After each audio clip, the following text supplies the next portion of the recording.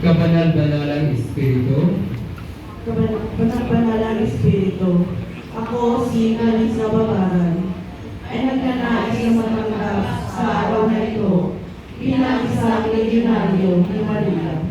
Bagamat ang mga kapatid ko na sa sarili ay hindi makapagbibigay ng karapat-dapat na paglilingkod, ako'y nagsusumamo sa iyong at sususi ng iyong sarili upang ang makakapagong gawain ay alalayan ng iyong kapangyarihan at ang naging kasangkapan ng iyong mga dakilang layunin.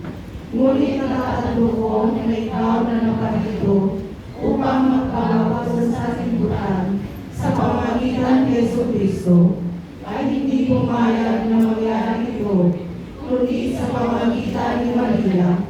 Kung wala siya, hindi ka namin maaari makilala o maiibig. Nasa kanyang kapasyahan, ayon sa tao, panahon, dami at paraan ang kanyang kaibigan.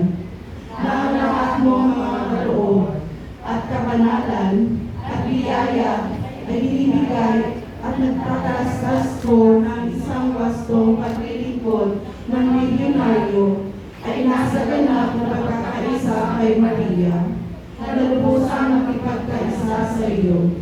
Kaya nga sa paghawak ko ngayon, sa sagisa ng Gideon na nagpapadya ng mga bagay na ito, ako ay tumatayo sa harap mo bilang kanyang kawal at anak.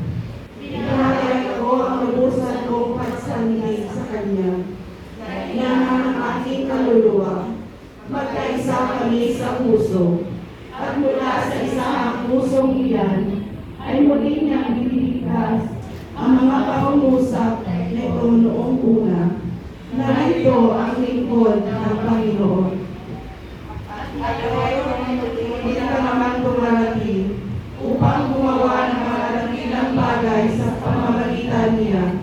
Bigyan mo sana ako ng iyong kapangyarihan at pagkalagin sa aming puso ang amoy ng iyong pag-ibig, na kaisa ng pag-ibig at kalooban ni Maria sa ikaliligtas ng daigdig, upang ako'y manatiling matinis sa tulong niya na ginawa mong malinis-linisan, upang si Kristo na aking Panginoon ay mula sa akin sa pamamagitan mo, upang kasama ni Maria sa kanyang ina ay dalhin ko si Jesus sa daigdig at sa mga kaluluwang naghahanap kay Jesus, upang pagkatapos ng tagumpay napanakan mo sila at ako ay magkakalit kasama ni Maria magpakailanman sa walang hatian ng Santissima Trinidad. Ako ay nananalig na tatanggapin mo at gagamitin ako upang palakasin ang aming kahinaan sa araw na ito. Ako ay pumapasok sa samahanay ng Gideon habang nangangako ako ng isang tapat na paglilingkod.